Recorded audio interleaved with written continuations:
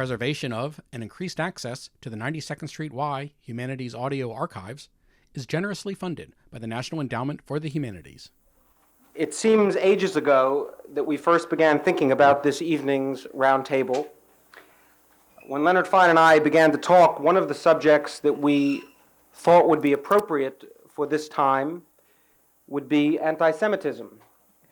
The newspapers contained daily reports of anti-Semitic acts.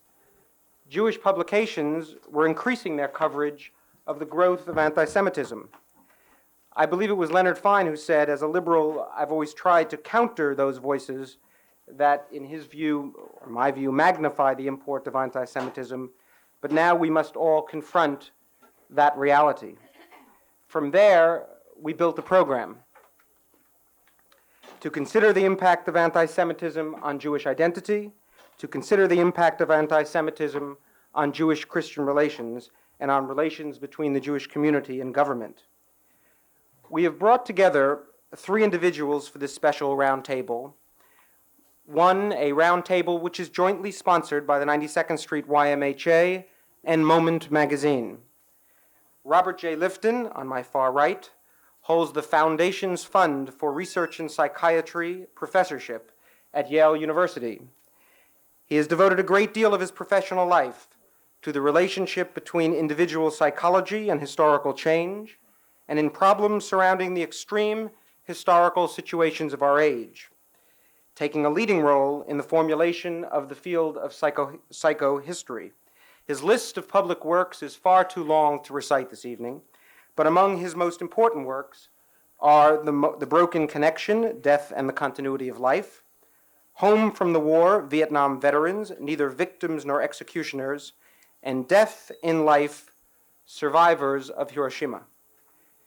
Irving Levine, immediately to my right, serves as the director of the Institute for Group Identity and Pluralism of the American Jewish Committee, and also serves as the director of program planning for the American Jewish Committee.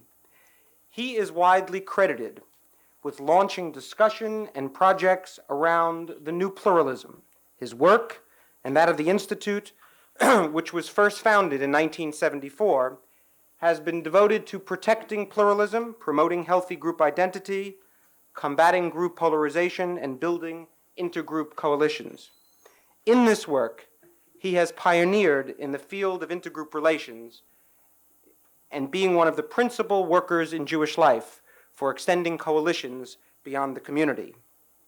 Leonard Fein, in the middle, is no stranger to the 92nd Street Y, being one of our frequent participants and a partner, and a valued partner, in our effort to create a forum for the public discussion of complex issues facing American Jewry. In our view, the journal which Leonard edits, Moment, is not only the largest independent journal in the world, but it has qualities rarely found in the American Jewish community: integrity, freshness of thought, and courage, and good writing. We welcome the 3 of you, 3 members of our round table this evening to the Y. We welcome you, the audience, for this program. We have provided you with handouts which summarize some of the most recent studies and data on anti-Semitic behavior in America. I hope you've had a chance to read it. Our purpose is to go beyond the data, to consider the impact of this data on Jewish life. This roundtable is being taped, and its edited manuscripts will appear in a forthcoming issue of Moment. In this way, it is our hope that what occurs in this room this evening can have a wider impact on American Jewry as it copes with anti-Semitism in America. Although Leonard was listed as a moderator for this program, I realized that it would be a misuse of resources to limit his role to that of a moderator. I have therefore asked Leonard to serve, in a sense, as a moderator participant. It's a pleasure to have you, particularly the 3 of you here with us this evening, and I now want to turn the program over to Leonard Fein.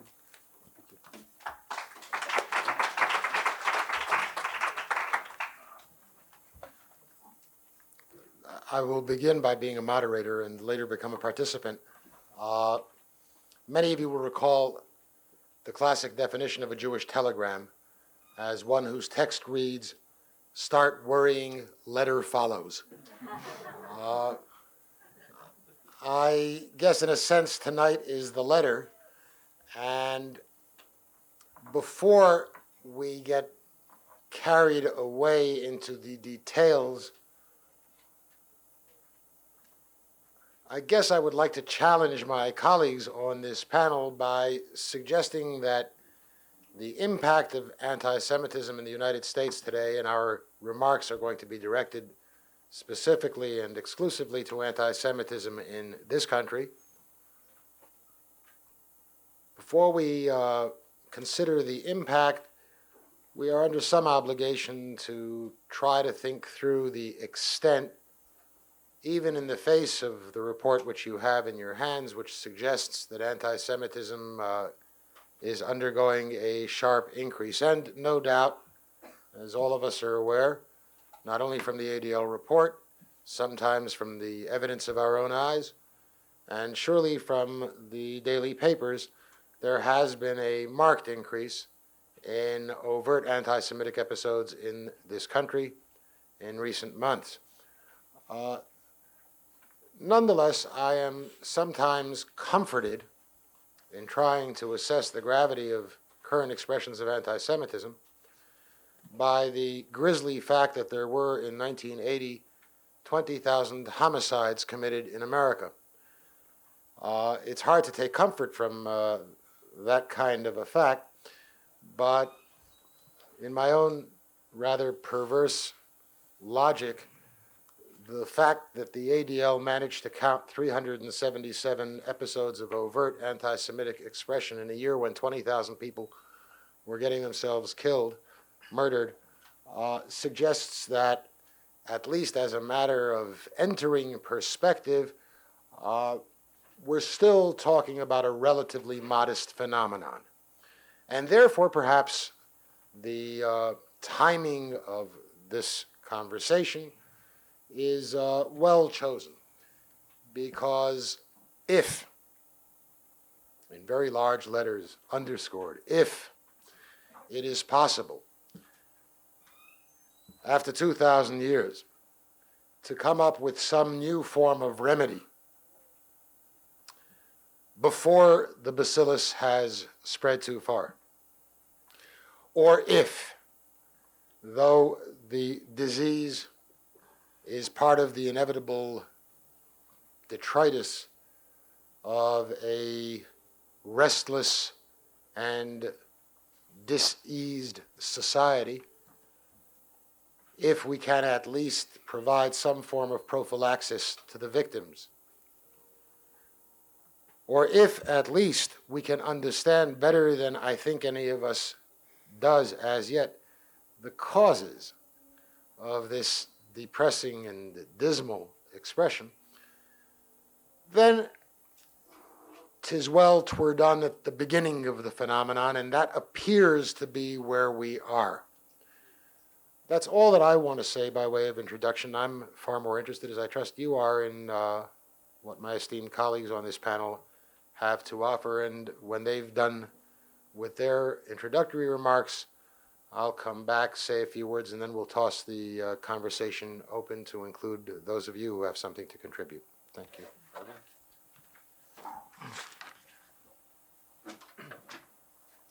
I'd like to start out by saying that the recent acts of anti-Semitism are serious, not because they in themselves represent a wave and a tide of massive anti-Semitic feeling on the part of the American public, but because they are being committed largely by teenagers.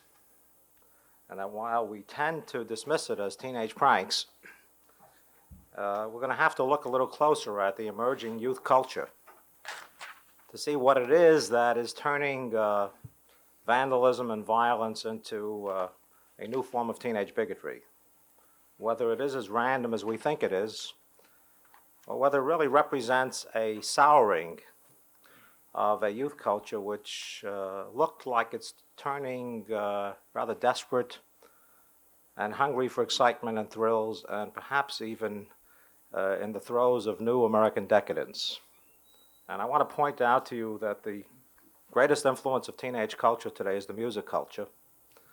And one has to watch what is beginning to happen in the music culture in terms of what I have to put my finger on it, sadomasochistic tendencies and expression, which are reminiscent in some ways of some of the artistic and expressive forces that took place in the Weimar Republic, and that are surrounding young people with images of hostility, anger, and in some ways acting out behavior in a form of violence that does take hold and perhaps does lead in some ways to the victimization of Jews. And as the Nazi-like symbolism has made an impact in the American youth culture. How deep, how serious, I really don't know. But the use of Nazi paraphernalia, the swastika as a symbol of hate and rejection of the organized society, of envy, coupled with some evidences that in recent years, two major subcultures seem to be higher in anti-Semitic bigotry on whatever statistical tables you take than the rest of the society. If you look at the rest of the society, we have reason to be rather sanguine that at this moment in history, the American public is not overtly or even in a quiet way anti-Semitic. There's good evidence that the Jews are not being singled out in any particular way. We saw that during the oil crisis. We've seen it recently with a poll which tries to test who do you think is more powerful? You know, a listing of different groups. So who do you think is too powerful? And that particular study indicates that the Jews are only seen by the American public as too powerful by 7% of the answers. That does not indicate widespread antipathy. But I want to point out to you that it's the volatility index, not the steady state public opinion, that we ought to worry about. And two distinct groups have had a high volatility index, youth and blacks. And we noticed over the last few years that if you took a study of black feelings about Jews, we noticed that it was often the best and the brightest that were more anti-Semitic in their expression than the general black public. That is the young, the educated, the leadership group. That I consider to be at least an incipient danger. May be exaggerated, but to be watched. I have some of the same feelings about the youth culture. Some of it is based upon my having been called into a number of Long Island communities to do some repair work, especially in the school system, some multi-ethnic intergroup relations training that we've been doing. And we're picking up things that have been of long-standing knowledge to most people, the deep competition economically between Jews and lower middle-class white ethnic groups, the hostility generally towards blacks, the fact that kids really operate more as separatist entities in high schools than they do as an integrated kind of a school. There's another element that I think we ought to watch, and which makes me a little concerned, and that is the license with which the media has taken on ethnic expression and gone beyond, I would say, at the ethnic authenticity. By that I mean there has been a favorable display and portrayal of ethnic groups in America. You've seen it, Roots and others. But there's also sort of something you might call ethnic pornography taking place, the pornographic aspect of ethnicity. And you don't only see this in the commercialization by the media of ethnic stereotyping, which, by the way, I happen to believe they are doing purposely. They are encouraging the controversy. They don't mind ethnic groups complaining anymore because it sells. But they're doing something even worse. And it's probably best characterized by the National Lampoon Saturday Night Live Animal House syndrome of not just jokes, but devastating insults at a low taste that we have not seen before in the public media on ethnic, racial, and religious groups. It's almost as if they've pressed a button and allowed all the schmutz to flow, with the realization on their part that it's fun, or they think it's fun. It basically is designed for teenage kids who don't have the history, either the social or memory of that their parents have, of what horrors, most of the groups that are being victimized, in fun, went through only recently. I consider that a danger. We have some knowledge about who these teenagers are. They're not too different from the ones that were behaving in 1960, when some 650 acts of anti-Semitic violence, desecration, vandalism were recorded both here and in Europe. Now, let me show you what that study found 20 years ago, because if we thought that teenage culture 20 years ago was deteriorating, where must it be today? The American Jewish Committee did a study called Why the Swastika? A study of young American vandals.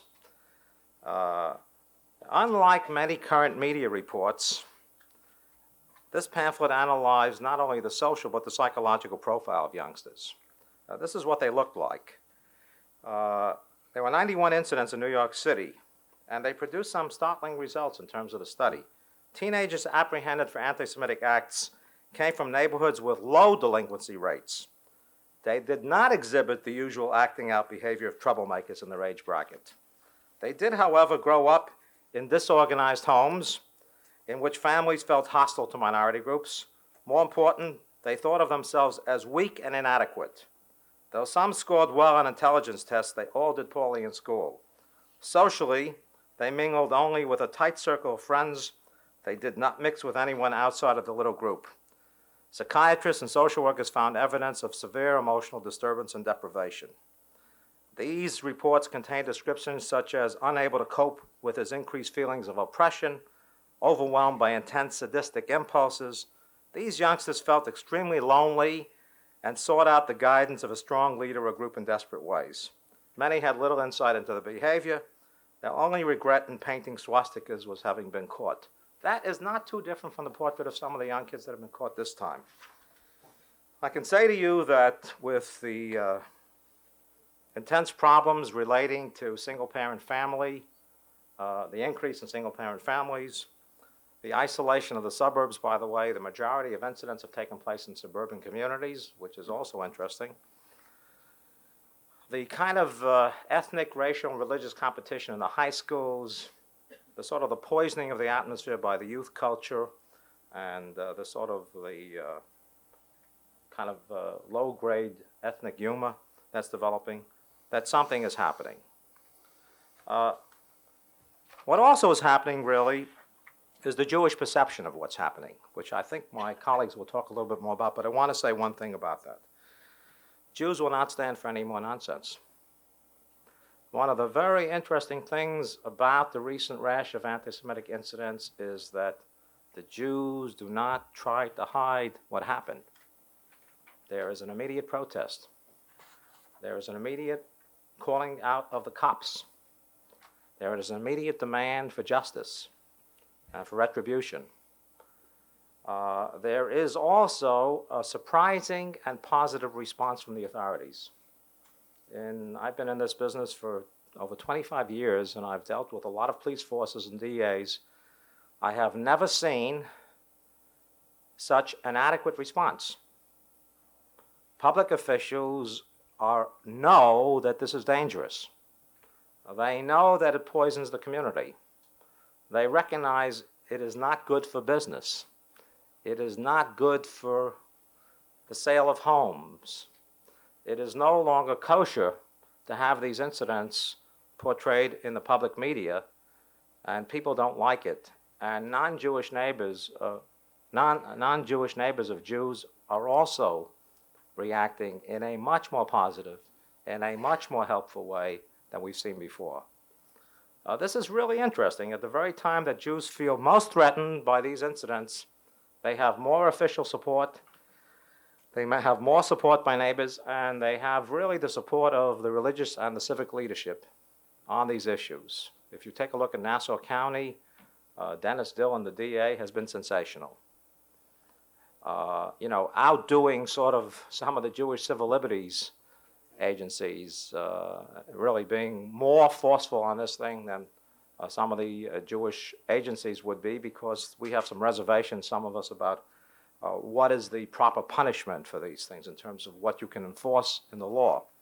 But judges have been good too. Those kids that have been apprehended, one was recently sentenced, and there has been an adequate response in terms of making this kid pay a price, both emotionally and physically.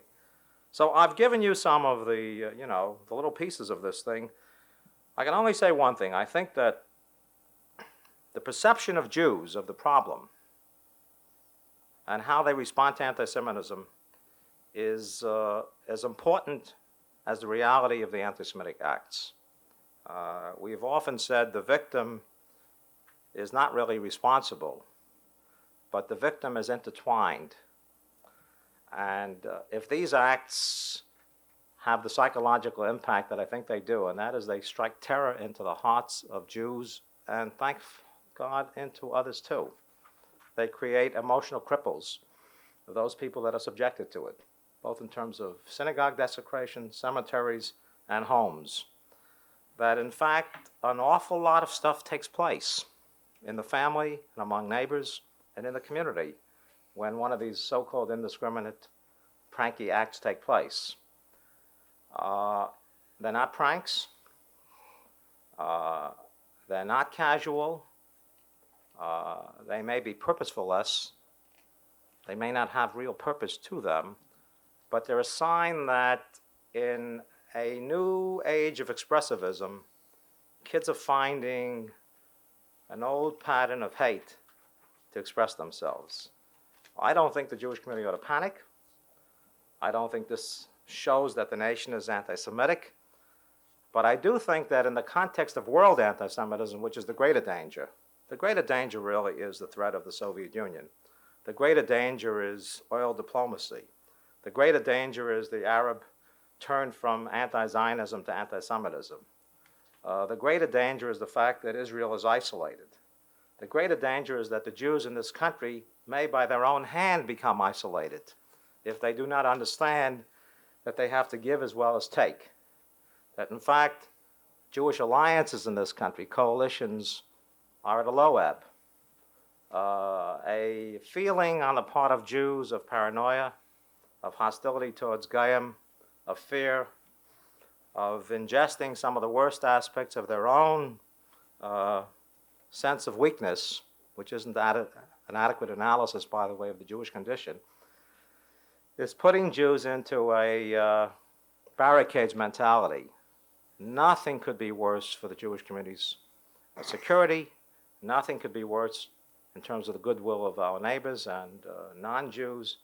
And nothing could be worse for the Jewish spirit, which is only animated to do justice and do well when it feels free and alive to enter into the civic arena with others and do what it really believes it must be done. And some of that spirit is lying dormant, and the excuse for backing off is often given because of both isolated and even extreme anti-Semitic incidents. That we only have ourselves, and the only way to protect ourselves is by ourselves. That is not true, that is not good, and it's not a good strategy. Thank you.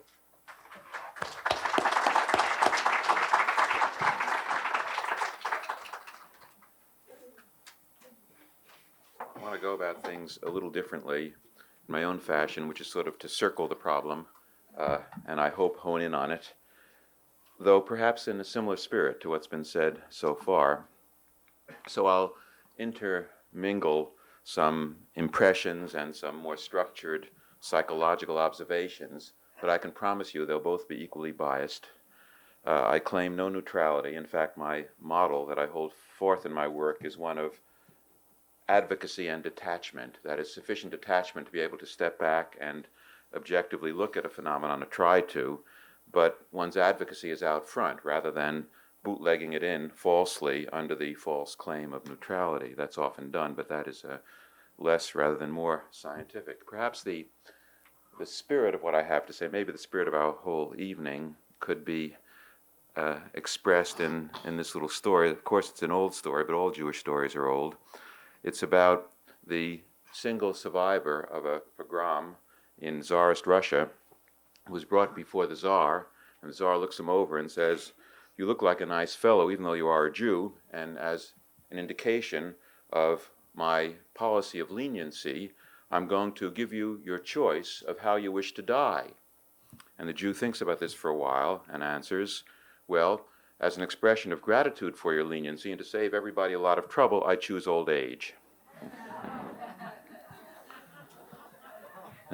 Oddly enough, in my long travels through just about any horrible historical experience you can name, I never have spoken or written, well, I can't say I've never written about anti-Semitism. I have as part of the general approach to victimization, but I just now come from almost 3 years of work on research on the psychology of Nazi doctors. I'm perhaps ripe, as I told my colleagues at dinner, for this kind of presentation tonight. It's been a strange kind of study, going from Nazi doctors whom I was able to arrange to see and talk to, former Nazi doctors in Germany and Austria, and then also interviewing survivor. I always say Nazi doctors and survivor physicians somehow. I make that kind of distinction. Many of whom had been in Auschwitz, and they included Jews, Poles, and former political prisoners. Each kind of interview was painful in a different way, but one was hearing the victimizer and the victim right after each other. It's of importance to me, it was absolutely crucial to the work, that there was a network of Germans, many of them young Germans, but Germans of different age groups who worked with me and who work on these issues very dedicatedly and whose commitment to it is no less than my own. They may be a tiny minority in German culture, but they matter.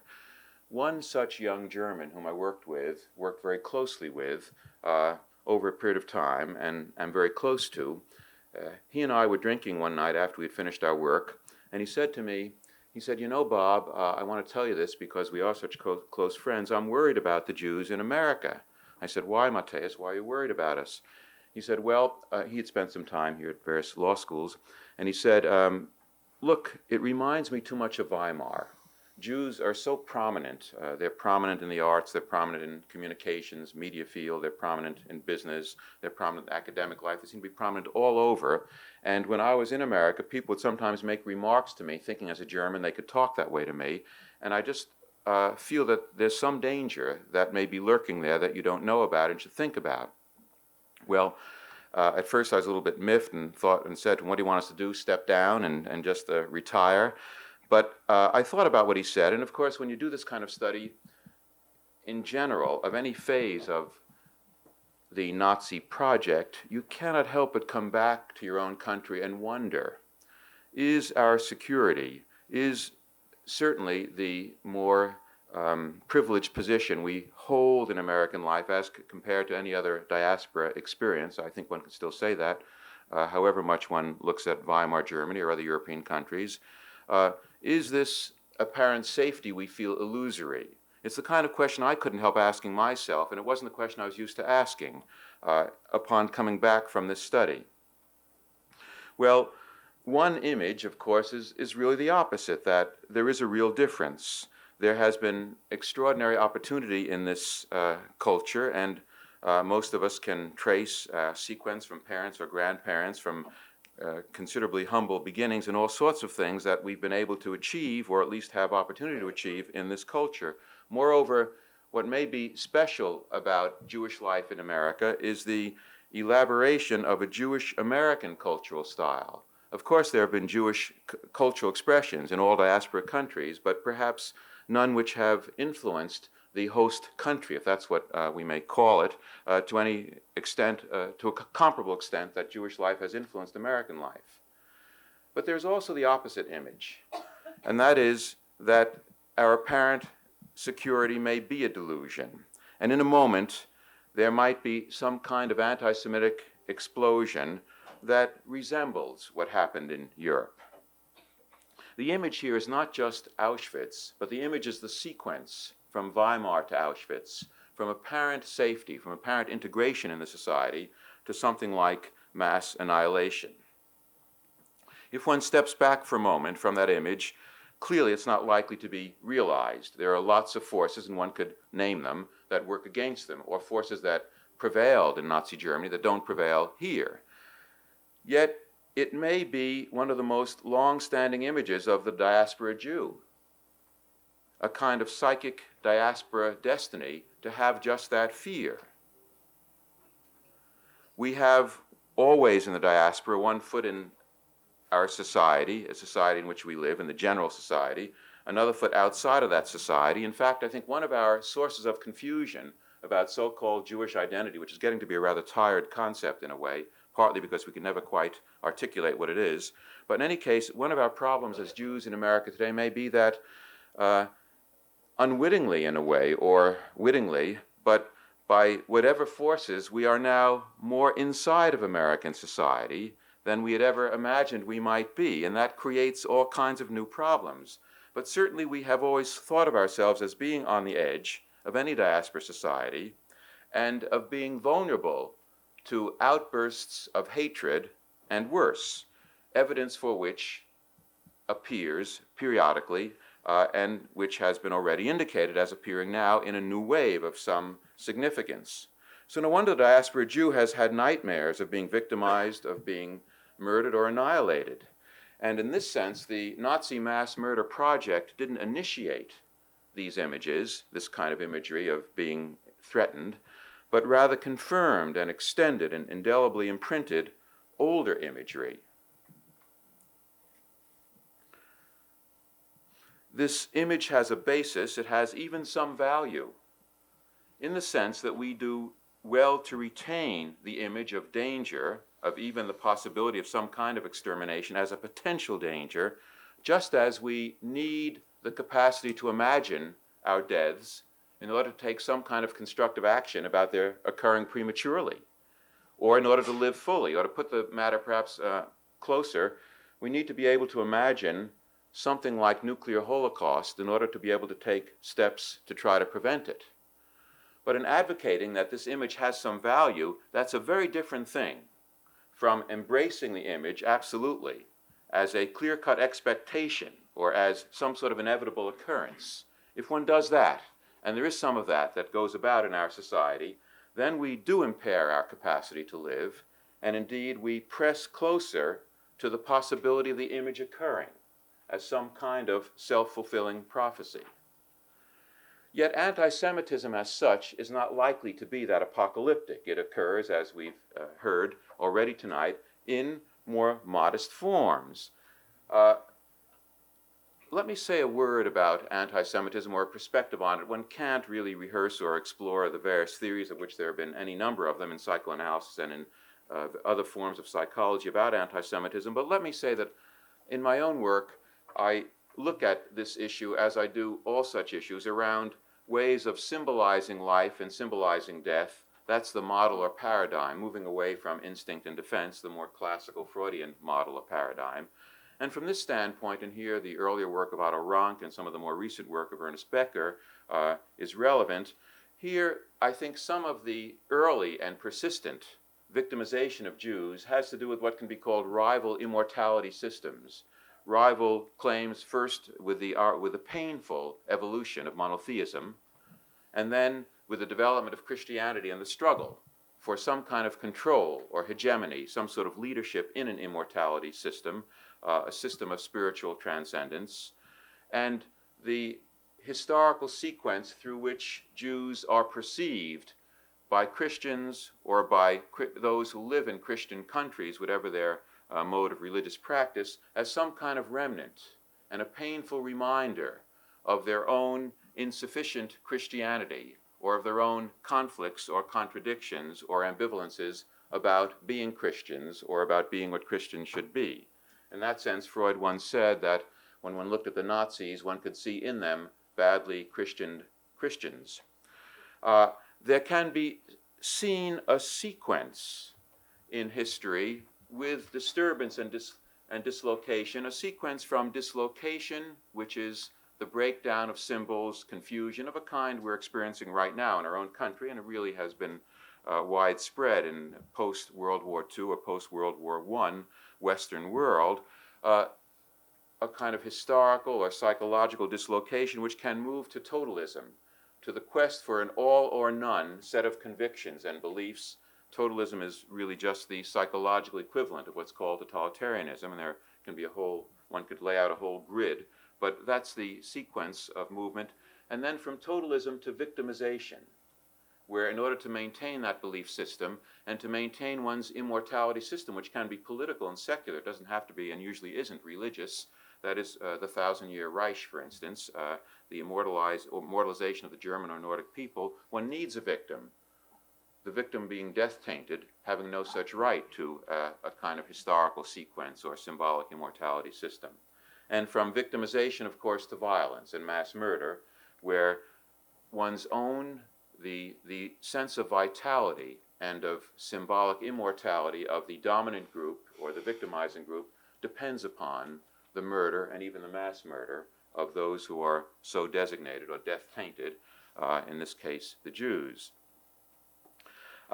So that means, if that has any validity, what I've just said all too briefly, that with further dislocation, with historical confusions, with a quest for some kind of absoluteness or certainty, there will be more anti-Semitism, there'll be more anti a lot of other things, but one can expect that kind of process and one should be on guard for it. Even though my position is to look at large issues, as I'll indicate in my closing remarks, rather than anti-Semitism alone, still I must confess I am the kind of Jew who's allergic to any kind of evidence of anti-Semitism. When I saw it, especially in Europe or in Germany, I felt a wave of rage, and I share what's been said here already, the general Jewish sentiment that we cannot stand by in the face of it. Nonetheless, the reactions of victims, in this case of Jews, do become important.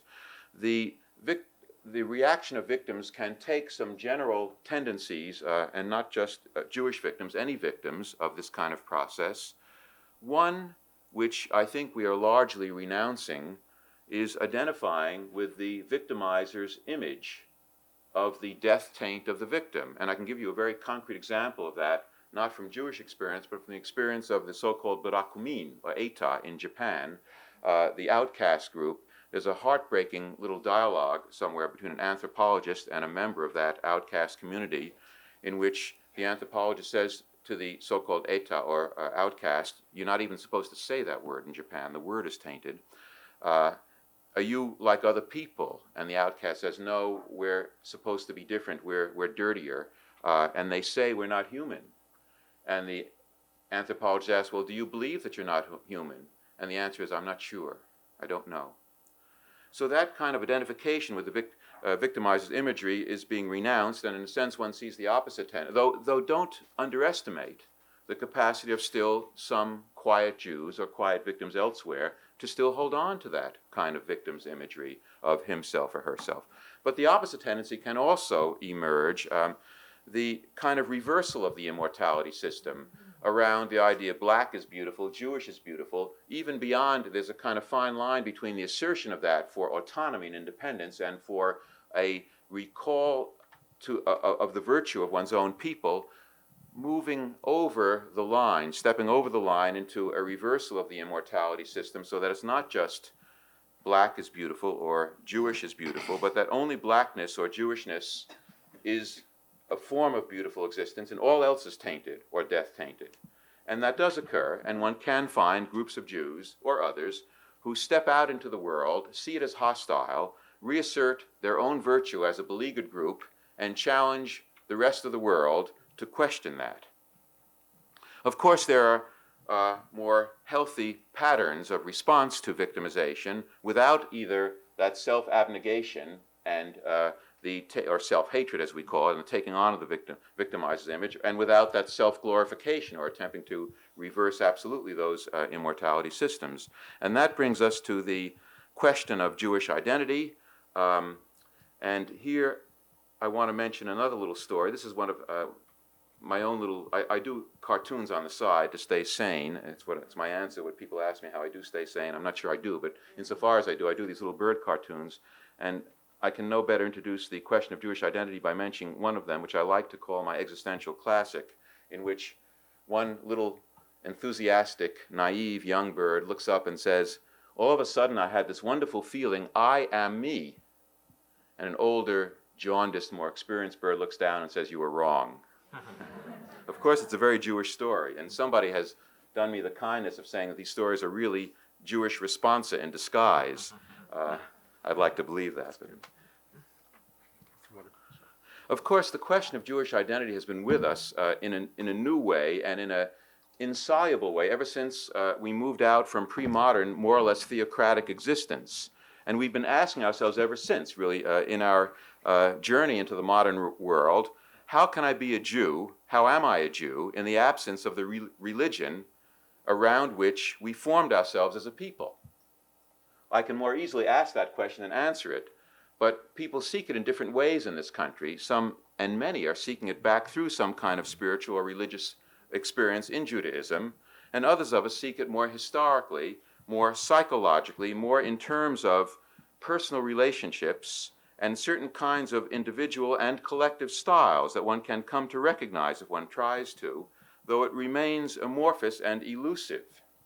Still, even asking the question, I think, in a continuous way, can enrich one's life and helps center one's life around a sense of self and one's Jewishness. I want to, in these closing remarks, and I will finally come to some closing remarks, say that in every historical era there is a kind of danger in identity formation as to what one seeks to take. And I'd like to emphasize in my remarks here the danger of fundamentalism. I mean Jewish fundamentalism and other forms of fundamentalism. Fundamentalism is a form of totalism. It's an all or none commitment to the letter, to the holy words, to the scriptures, but it's more than that, because it's a movement back in time. It's an attempt to stop history, and it's a quest for a perfectly harmonious past that never was.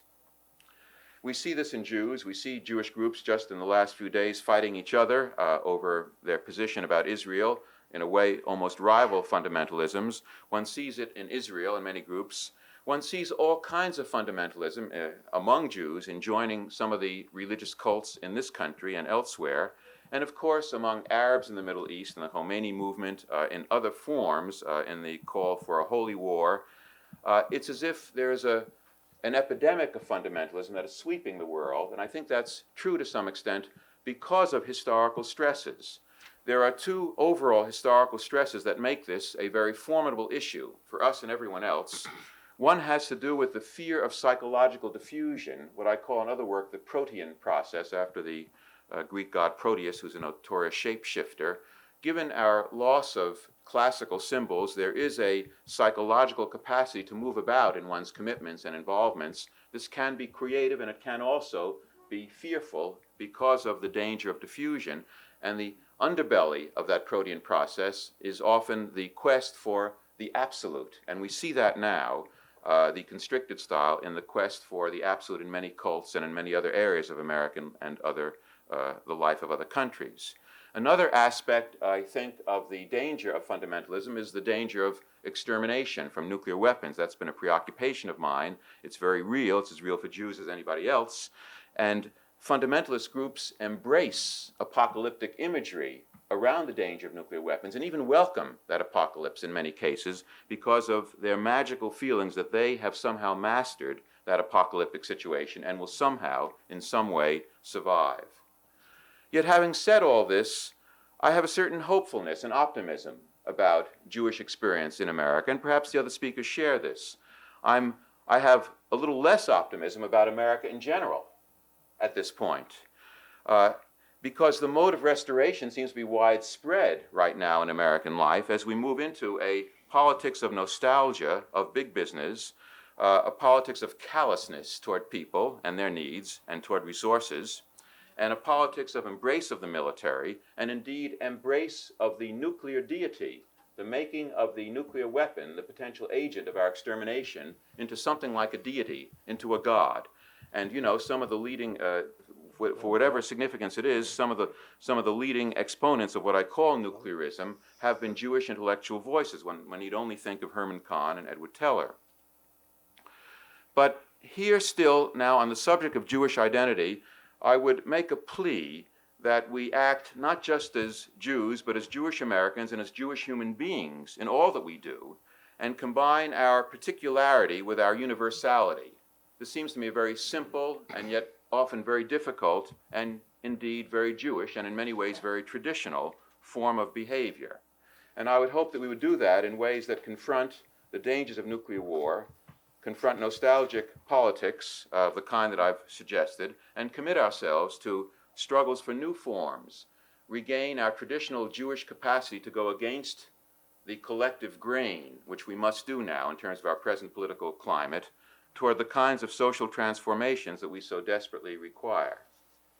Let me close with a couple of quotations. One of them is from Brecht. It's not the one I'll leave you with, but it has to be said. In the Twopenny Opera, he says, "The world is poor, and man's a shit, and that is all there is to it." But you know I wouldn't leave you with that, so instead I'll turn to Saul Bellow and his gifted protagonist Herzog in one of his earlier novels, who tells us, "We are survivors in this age, so theories of progress ill become us. To realize that you are a survivor is a shock. At the realization of such election, you feel like bursting into tears." Then Herzog goes on to suggest that from history's endless succession of wars, revolutions, and famines, he says, "Perhaps we, modern mankind, can it be, have done the nearly impossible, namely, learned something."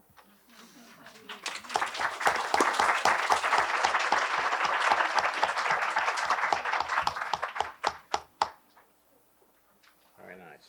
Thank you. Before opening things up, I think what I'd like to argue for just a few minutes is that even if, though I would hope this did not prove to be the case, even if Jews were to approach the question of our response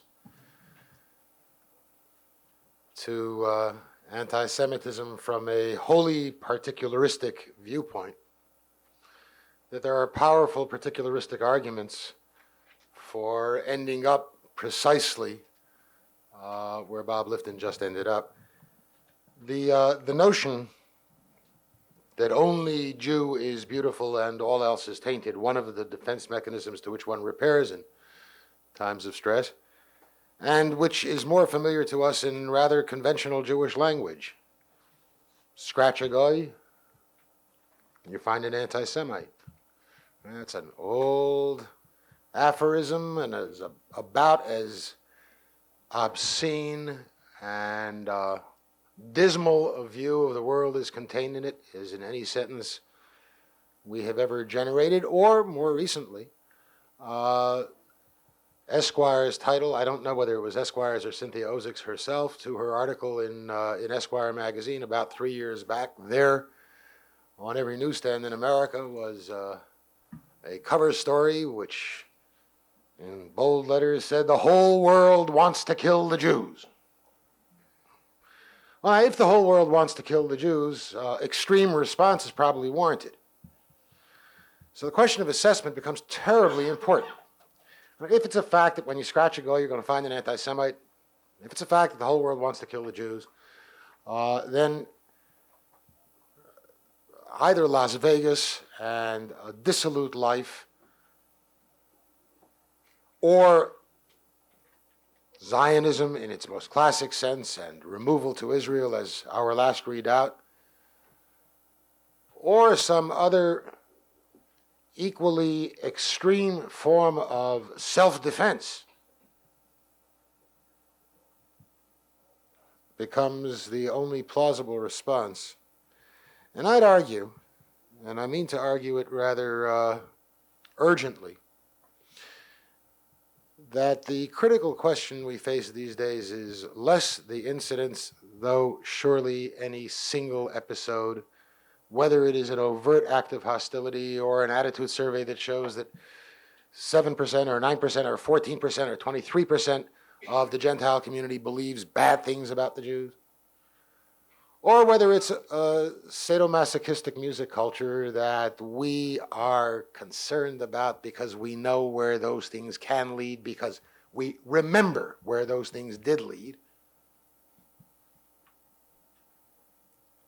while all of that is too much, the key question that has puzzled me these last weeks and months is why we react the way we do to the relatively modest evidence we have seen of anti-Semitic expression in the United States. And I want to tell you here a little story.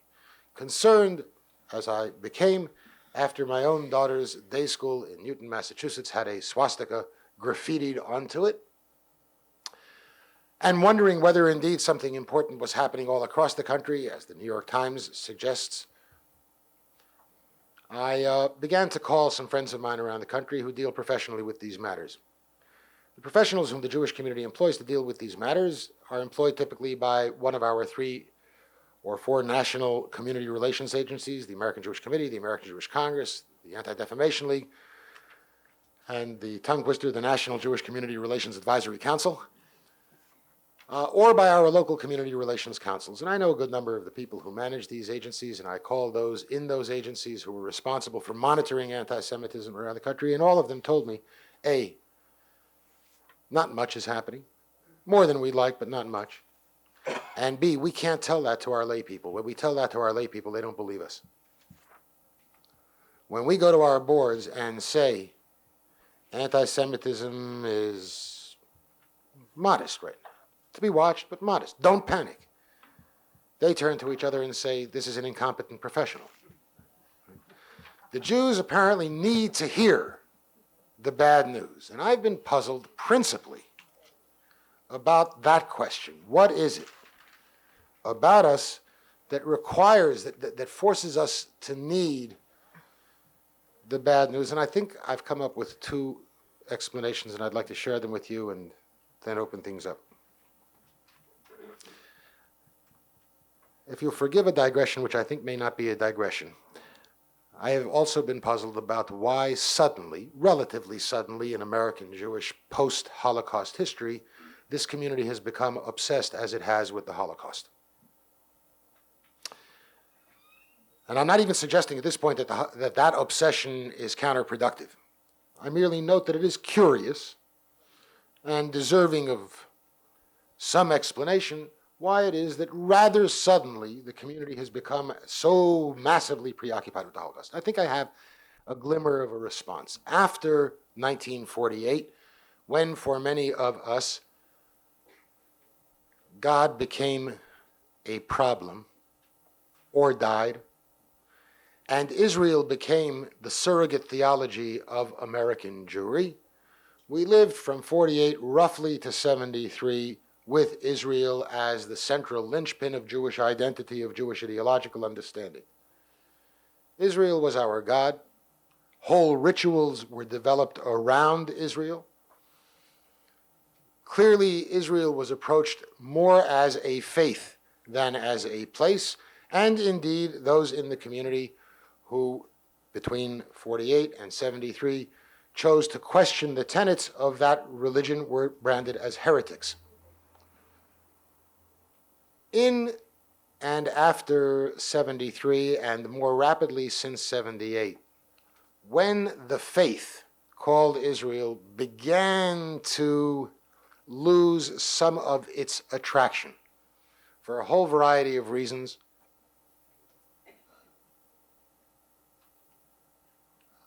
at that point, it seems to me, by peculiar coincidence, the Jews began to transfer their interest from Israel to the Holocaust, as if, fearing that we were about to lose the central idea that informed our Jewish identity, we lurched out to grab hold of another idea. And that brings me to the penultimate point I want to make. There was a time, pre-Holocaust, when Jews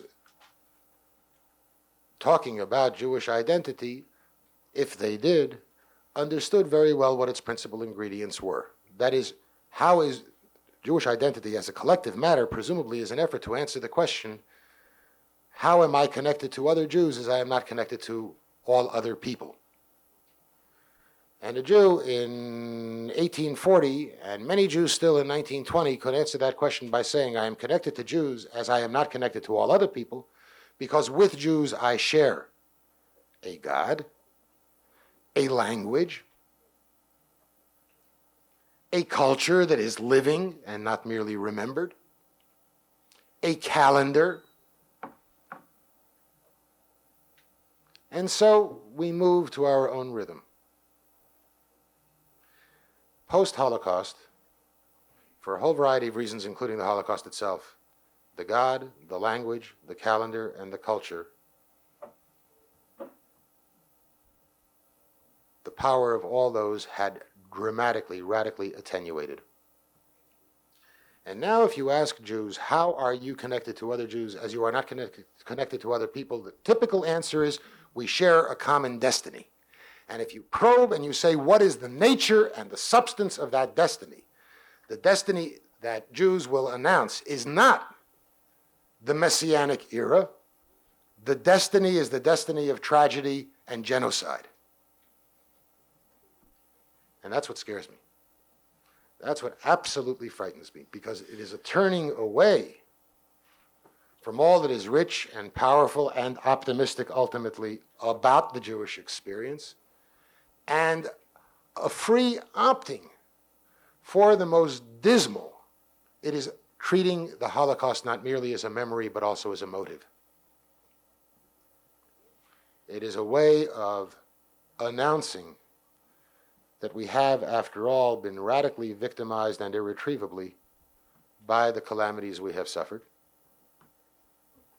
that we are not fundamentally survivors, but victims, because the core of what used to be our identity was destroyed.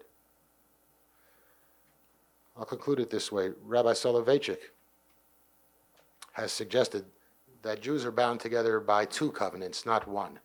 One is the covenant of suffering. Its paradigm is our slavery in Egypt, imposed on us from without. There is also, obviously, the covenant at Sinai, describing the future, which we have freely chosen to work at from within. Is it not curious that the obviously lesser of these two covenants has in our time become the greater? That the covenant of suffering is one with which Jews generally are more comfortable. The language of the covenant of suffering having become our principal form of communal discourse than the language of the covenant of Sinai, however that covenant is interpreted.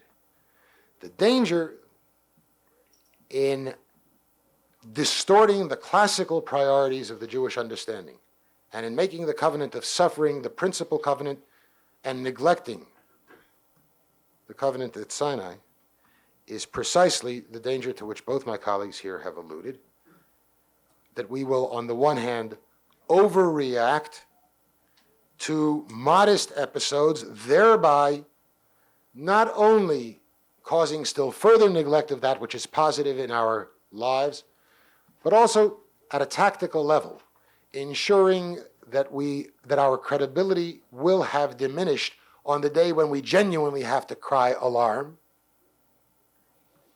There is a limit, after all, to the absorptive capacity of the society in which we live, and if just as a matter of tactics, if every episode elicits hysterical reaction, if we ourselves have lost the capacity to discriminate in the quality and severity of episodes, we'll be in trouble downstream if things do get worse. Second danger, out of that overreaction, out of that fear, out of that hysteria, we turn increasingly inward, as Bob Lifton suggested, and that destroys the coalition that Irving Levine has talked about building, because nobody wants to play ball with you under those circumstances.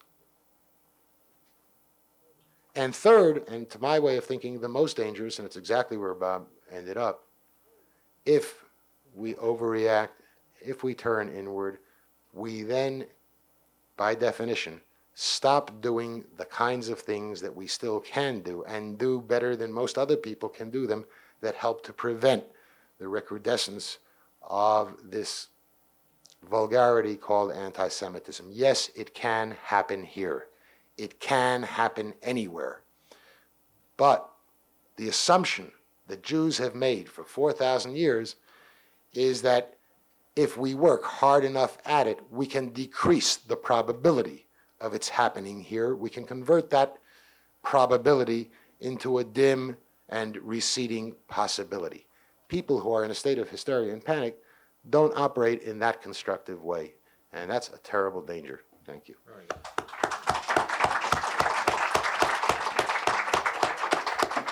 Now, John motions me that before I ask you to jump in, I would ask Irving, who's been quiet for an unconscionably and I think unprecedentedly long time, to have at us. I think we really ought to hear from the audience. I just want to put something in front of you which we should discuss, something that's being discussed in the Jewish community, in all of the organizations, and that is the threat of the moral majority.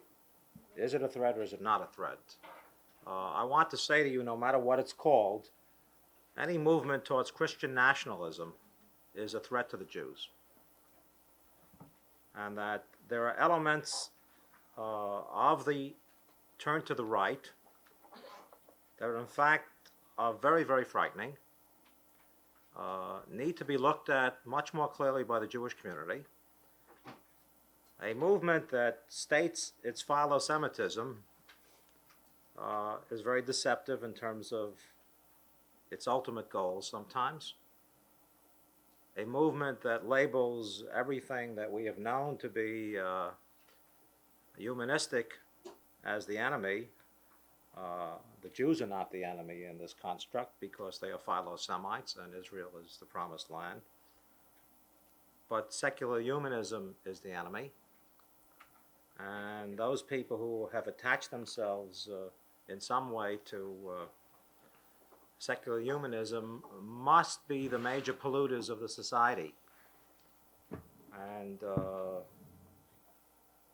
lo and behold, that the names that keep cropping up on the secular humanist hit list are Jewish names. And lo and behold, that all of the major institutions that this particular kind of Christian nationalism is arrayed against have been deeply influenced by Jewish humanism, not just secular humanism. And I do believe that we'd better be very, very careful about new alliances that are made out of a concern for Israel, but a lack of understanding and depth of the ultimate aims of these movements in terms of the Jewish people. I think I'd like to go into it more deeply. Robert Jay Lifton has talked about fundamentalism. We have a form of fundamentalism that is deceptive in this country, but it's no less dangerous, and no less dangerous to the Jews.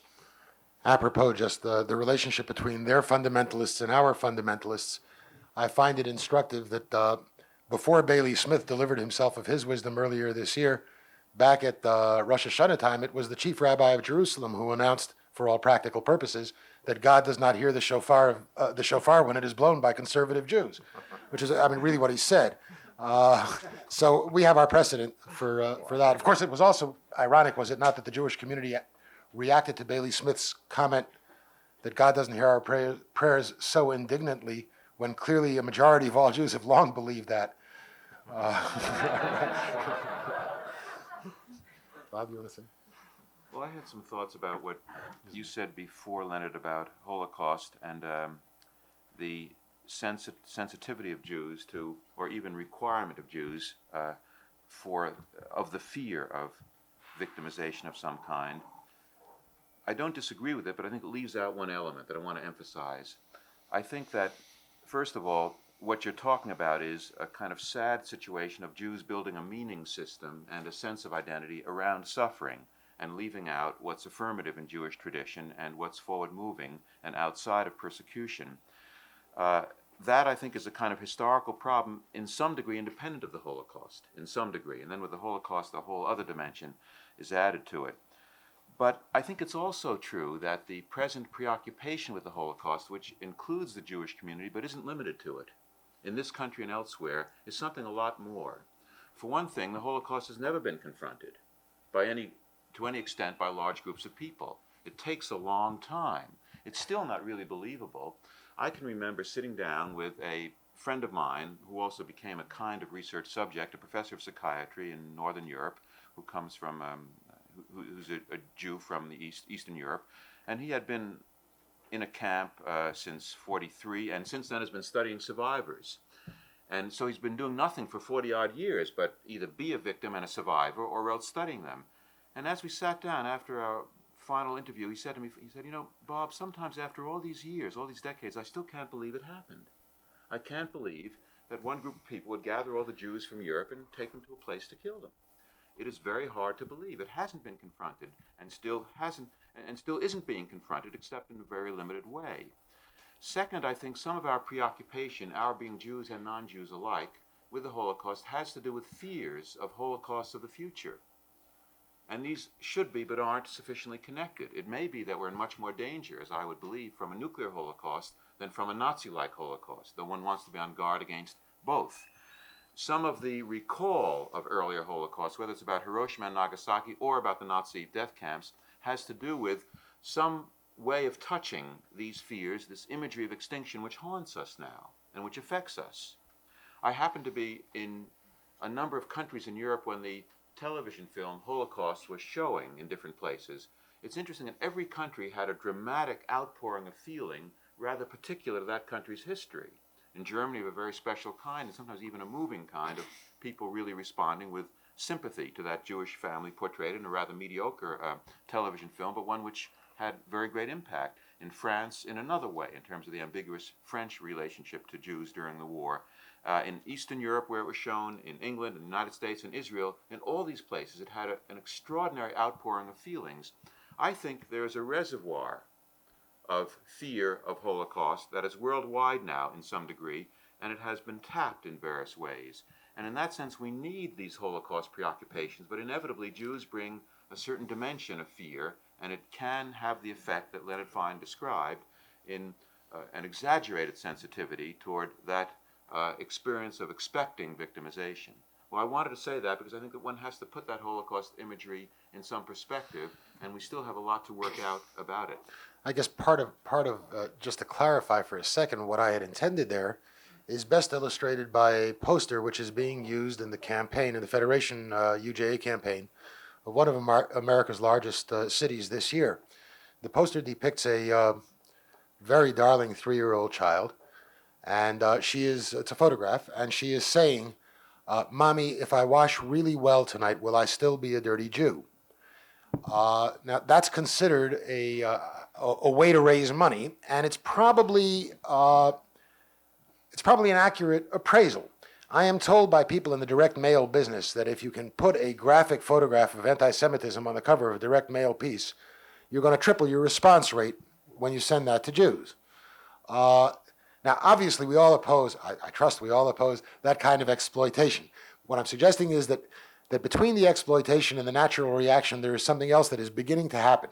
The metaphor of the Holocaust has become our principal, not merely our principal form of communication, but our principal metaphor. It is the communal language. It's the language we best understand and best share. And once that gets built in to that degree, it becomes almost irretrievable. That's the part of it that scares me. That's the part that I regard as excessive.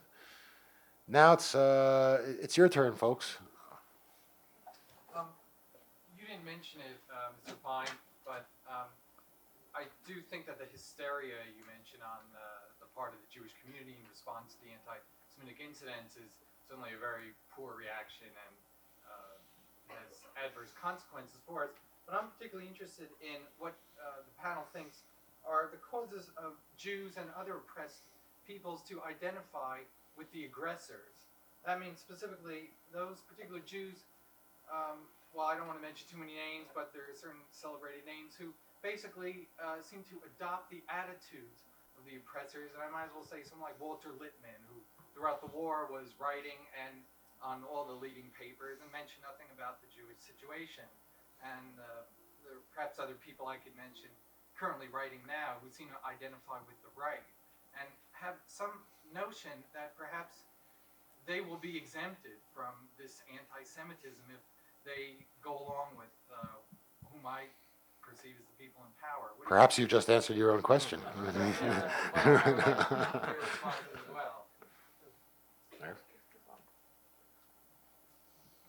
Part of it, I think, is what I started to say before about embracing, in this case, the immortality system, which is the power system, as you said, of the dominant group. And that's really been the depth, the deepest dimension, perhaps, of the pull of assimilation, the pull of absolute assimilation. Assimilation is a very misleading word because everybody assimilates in some degree. When you live in a country, you're both Jewish and American here, but some notion of becoming absolutely like some internalized image you then portray to yourself of the dominant group can take hold, and it's not a new story. And that can take various political and social directions, and we've all seen caricatures of whether Jews or, for that matter, other ethnics, whether they're Eastern Europeans or Italians or name any of the American ethnic groups, who become more WASP than the WASPs in this sense, because one starts from further back, so to speak, in embracing that what we call a set of mores, but it runs very deep in psychological life because it's equated with ultimate power, indeed with power over life and death. So that would be the beginning interpretation I would make. And it becomes malignant, in my judgment, and here one's own value system is at issue, where the dominant power structure becomes callous, as I suggested in my talk, which I think is dramatically so now in a new way with this administration. And it doesn't mean, one can't expect Jews to be any better than anybody else, and you're going to have Jews who embrace this power structure, and indeed you have them not at the head of it, but in prominent places in it. Nonetheless, I think one should take a look at it and be wary of the attraction it may hold, all the more so when it becomes callous, and all the more so for people who have perceived themselves as outsiders. In the back, yes. This question is addressed to you, Mr. Klein, primarily. I'll repeat the question if it's not. The question is addressed primarily to Mr. Fein. It seems to me that you are overreacting to the overreaction.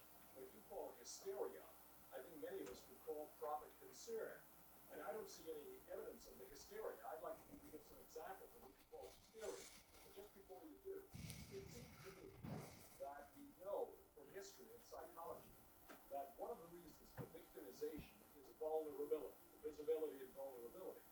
Is it not appropriate for Jews or any other group to tell those who are attacking them when the attack is clearly unjustified, such as the comment made by the 7 black leaders in the wake of the Andrew Young affair, and obviously obscene statements, comments about the United Nations, comments by, as somebody said, that idiotic brother of Carter, which is overtly anti-Semitic. Do we not have the obligation to ourselves and to them to say to them, hey, you're full of it and back off? Let me deal with the last part of your question first. I surely agree with only one caveat. There is a disposition, and I suppose I would regard this disposition as, if not hysterical, at least ill-informed, to allege anti-Semitism whenever we disagree or find ourselves in disagreement on substantive public policy issues,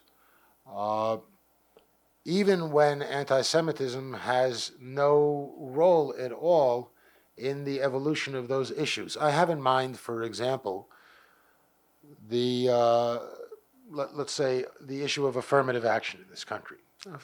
It's clear to me that affirmative action policies, whether they are good policies or bad policies, whatever one judges of those policies, were developed without any reference to Jews. Now, one could argue that anybody who is so insensitive as to develop an affirmative action, a concept of affirmative action without thinking about how this would affect the Jews, is sort of a closet anti-Semite. But I think on the whole one has to accept that there are possibilities of genuine substantive disagreement that don't imply anti-Semitism on the part of those with whom we disagree. I have in mind, I think the best example of recent years, Carter and Brzezinski themselves and their Middle East policies. it is possible for a non-anti-Semitic person to come to the conclusion that Brzezinski and Carter came to on Israel and the Middle East. I don't know whether Zbigniew Brzezinski is anti-Semitic or is not anti-Semitic. I think his policies on the Middle East, by and large, were reprehensible, and that we would have been on much stronger ground criticizing those policies substantively, rather than, as was quite widely done in the community, alleging anti-Semitism is their motive. Because if it's a bum rap, you're in trouble. And if it's an accurate rap, it's not going to get you anywhere. I don't think it's an argument tactically. I want us to be smart about this, that you can use every day, every time you find yourself in debate. Now, when the 7 black leaders said what they said, I mean, that was blatant. Billy Carter, blatant. Over and over again, I am afraid. Blatant statements, fine. I mean, I would want to be absolutely tough on those statements. But I would want to distinguish very carefully, and I would want to try to persuade our own community to distinguish very carefully between that kind of overt expression and stuff that is part of the jostling and bumping in any plural society. I mean, we are the big endorsers of pluralism. Pluralism means that occasionally our ox is going to get gored. I mean, that's what's going to happen. We're not going to win every fight we're in because there are diverse interests to be served in this nation. And we oughtn't win every fight. I mean, it's not smart to win every fight. So we're going to lose a few. Win a few, lose a few. Fine. That's what it's all about, I think. And when I said hysteria, I really don't want to. I think I've just explained what I mean by hysterical overreaction. I don't mean the Jews are taking to the streets. Clearly, I have thought for a long time that the JDL hysterically overreacts to these things, that announcing, as they did in Detroit a few weeks ago, a program to train Jews in urban violence is a bit of hysterical overreaction. If you want to talk about identification with the aggressor, I mean, there's where you really have it. But beyond that, I guess it's the pandering, not so much, it's the pandering to our fear that is so tempting, an organizational device, and which I see employed too often, that most annoys me. Let me argue with Leonard for a moment just, and say that the very incidents that you recite, the accumulation of those incidents has made the Jewish community fearful and wary. That in fact there is a difference between a clear, thoughtful, concise, brilliant analysis that I think you heard from 2 other speakers, and the feelings of the folk. Mm-hmm. And that there is a need to satisfy these fears. Jewish officialdom does have a need to deal with the reality of these fears, especially when there is growing evidence around the world. Not necessarily growing evidence in the United States as such, that there is a clear and present anti-Semitic danger. We see it around the world, and it's very, very dangerous, and it's being fostered by some of the most powerful nations in the world. Clearly an anti-Semitic push on the part. Look at the so-called anti-Zionist rally that took place in Poland yesterday. You know, a crazy, nutty thing. Who would ever dream that with 5,000 Poles left, that they become the major danger? Polish Jews left, they become the major danger in Poland. Crazy. You have to really be a giant of liberal dispassion not to be affected deeply by these kinds of events. And we can't be cold when these things happen, when our people are frightened, and they have a right to be frightened, but not a right to panic. I think there's a difference. Pandering to panic is wrong, but soothing the fears and the fright, and even gaining certain things. For example, I do think we've gained certain things in the last few months, Leonard. I want to say the following. We have got the law enforcement community set to do things they were not set to do. We have developed preventive techniques around synagogues, both self-help and reinforcements from the law enforcement, who would never have done it. We even got President Eisenhower to include the danger of anti-Semitism in his inaugural speech. President, I'm really, I'm real. Talk about nostalgia. It's the last time I had a problem with the presidency. President Reagan. There are things that are happening. It is important to have an alert community. It is also important, by the way, to bring the message home to the non-Jewish community as to how seriously the Jewish community views any act of anti-Semitism, that this is a new Jewish spirit. Agreed. It can be overdone. Agreed. It is often pandered to. Agreed. People raise money on it. Agreed with all these. I agree with all these things, and I agreed that the Holocaust and Masada mentality may really not be the best thing for the Jewish future. Agreed. But as long as there's anti-Semitism, as long as there's a threat of anti-Semitism, as long as there are anti-Semitic acts, Jews are going to be rightfully cautious and fearful, and they're going to ask, how come you're not stopping it? And I think it's important to know that. What I'm going to do now, since I see so many hands, is ask three people to ask questions, and we'll see whether we can't sort of merge some answers, and then we'll come back to another group of three. So yes, over there. I guess both of you.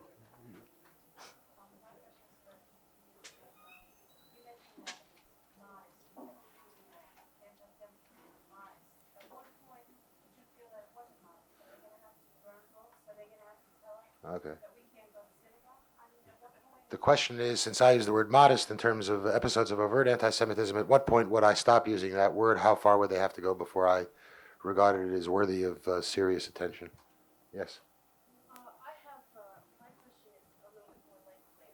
I came here for sort of a little bit, my background is that I have very few ever expression of anti-Semitism in my life. On the other hand, I did grow up in a home where Holocaust was a very present image, and I feel that I questioned myself when I came here to see you, and I thought of sort of in lieu also of walking with a friend of mine who is Jewish and quite, I think, intelligent and aware, and said, well, she would never really be interested in coming to a discussion of this nature. And one of the things that I questioned why sort of was I coming, and one of the reasons is because to me, there is with international acceptance of terrorism and also an increasing crime and meanness that underlies sort of our society, which in fact David Susskind attempted to address, I thought, rather successfully. I think that your comments, by the way, were quite interesting to me because they came from a much more inward expression. I came here sort of looking toward a more outward mode of how do we address ourselves to, because to me the essence of being Jewish and anti-Semitism is the problem of inhuman acts toward man and living things and other people. And I feel that that is in fact the greater question. To my surprise, you feel that all three of you seem to feel that there were very little for us to be certainly not. We must be aware, but not be especially frightened of things of an anti-Semitic nature. But I think that the next step is toward men and that is Okay. Thank you. And yes, in the back here there was, yes.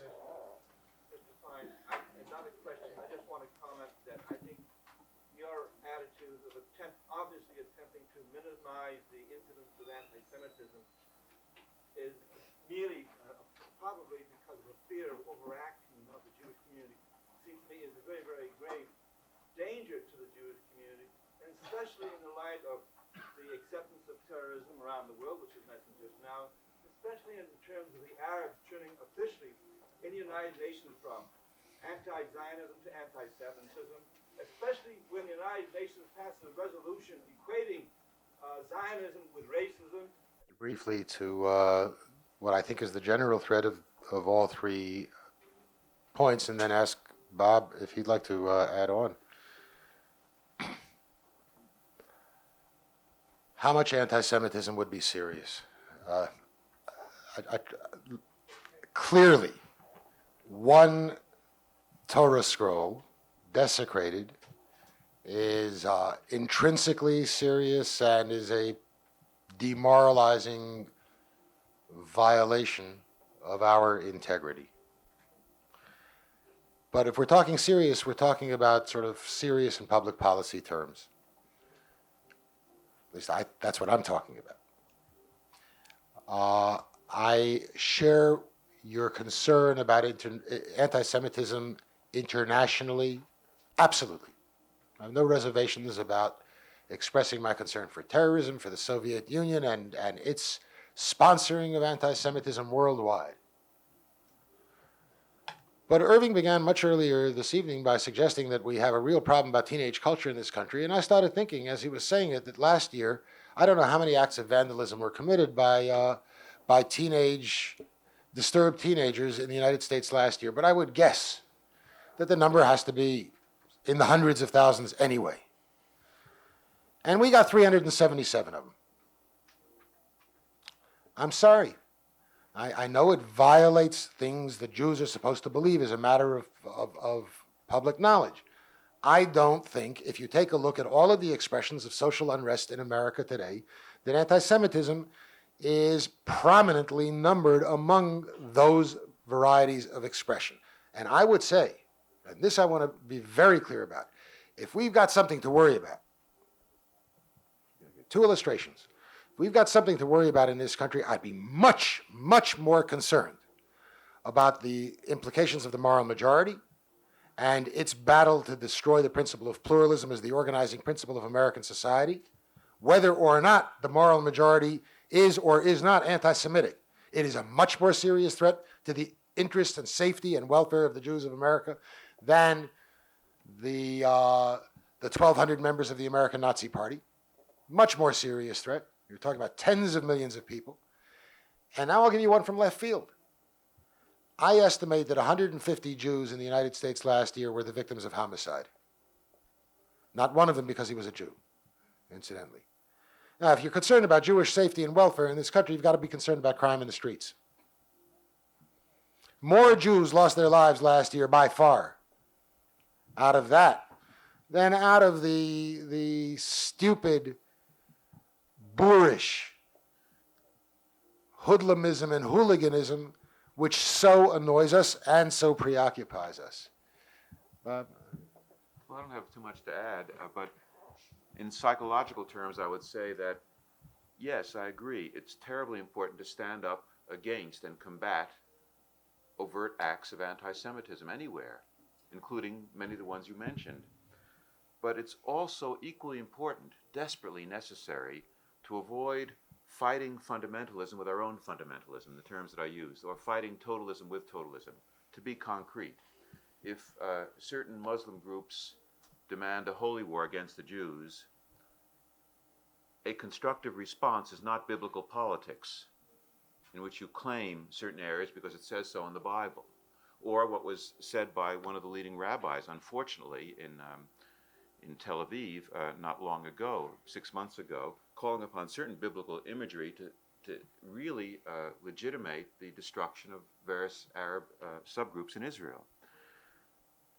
So response to real danger is more life-enhancing, or only life-enhancing, when it's measured and appropriate, and one avoids the terrible mutual stimulation of the absolute or the totalistic, or what I'm calling the fundamentalist kind of pattern. That's the general perspective I would hold, and it's not one of weakness. I have to defer, Reynold. Question to you. You talked about the Holocaust as a central metaphor, language for the Jewish community. Is that a generational metaphor? In other words, is it as true for Jews in their 20s, 30s, and early 40s as it is for those in their 40s, 50s, and 60s? Because I'm trying to weigh your concern, Leonard, about overreaction and body embodied in that metaphor and the failure to affirm the positive things in Jewish life. With Lifton's concern about the function that such caution and care plays, and suggesting perhaps that the younger generation of Jews have neither the affirmation nor the warmth, or have it certainly with less intensity or in fewer numbers than the generation that you are talking about. There are courses given in American universities today. There are American universities where the Jewish studies programs include courses on the Holocaust and no other courses on Jewish history. All right, now, I mean, there's got to be something wrong with the Jewish community that permits that to happen, that permits us to know how they died but never permits us to know how they lived, and that chooses to teach its young, and in effect, in response to the demands of the young, about the trauma, about the calamity, which is morbidly fascinating, as it is frequently taught, and ignores, I mean, a simple thing. There were, in 1938 in Poland, pre-war, there were 314 daily, weekly, or monthly Jewish publications. I mean, you're talking about a rich, lively culture. Now, most Holocaust courses don't deal with the culture that was destroyed. I think young people are fascinated by the Holocaust, but I'm desperately afraid of the mass merchandising of the curricula on the Holocaust. Some of them are better than others. Some of them are even good. But many of them use the cheap shot, and the cheap shot is to exploit the morbid fascination, it seems to me, well, let me stop there and turn back to this side, sir. I don't think young people are fascinated. What did you say that you were in the Holocaust? I said there is a more...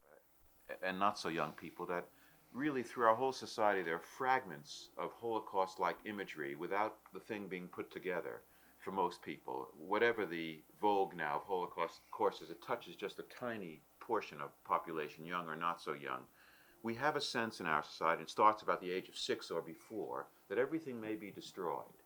And what feeds that sense is the possibility of nuclear war, the Holocaust of the past in World War II, the European Holocaust and the American atomic bombings, the possibility of destroying the ozone layer or our environment, or of our resources of food and energy drying up in some sense. And all these come together in the vague ways that our unconscious and psychic lives operate. And young people have all of this. But what they do with it is another question. And I think one has to ideally put it together in terms of real danger and also struggle toward affirmative imagery as well. I mean, that's the ideal. Yes. I'd like to address this question to Dr. Irving Levine. Good. I'm concerned that this... 3 again, so yes, please. Something. See, I think we need some rules and regulations on anti-Semitism. My colleague Joe Giordano was in the audience, and I were at a Long Island school yesterday, which has been totally disrupted because some kids on an annual basis, they put Valentines in the student newspaper. And increasingly, these Valentines are becoming full of anti-Semitic insults. And one slipped through, an extremely ugly Valentine on the front page of the high school newspaper. I don't even remember it. I guess I blocked on it, but it had something about to the Jewish girls, see you in the showers and the ovens. Really an obscene, horrible kind of a thing. You can imagine what's happening in the school system. You can imagine the divisions among the faculty. You can imagine those people who say a teenage prank on the one hand, a student advisor who doesn't know what all the shouting is about, non-Jewish faculty are absolutely stunned that Jews would not protest at this thing. You know, Jews stunned that a non-Jewish faculty advisor was insensitive. Chaos. Superintendent really in chaos. One little Valentine, you know, on the front page of a newspaper. How did it slip through? Well, what happens when you go in and analyze what's going on is that there's absolutely no consensus on this issue. The schools really don't know what to do. So when we sat down and they said, what should we do? we said unequivocally, punish severely. Punish severely. This is a crime. This is an outrage. This is something that you must signal in your school system impermissible. There cannot be Valentines like that. There cannot be funny little ditties in the school yearbook about little Japs. That you don't do this in a public education setting, and if you do it, you are suspended. That it is among the worst crimes. It was amazing. All these magnificent school people who've been trained in discipline argued intensely with each other about what to do. And it was only when we came in from the outside, perhaps really with the threat. Perhaps they sensed the threat. Perhaps they sensed that we were authorities in the field. And maybe behind the benign sort of intergroup relations training we were doing, there was a big Jewish community that was going to stand behind this idea, which is not a bad idea, by the way. And they were amazingly responsive. Somebody had given them a clear message.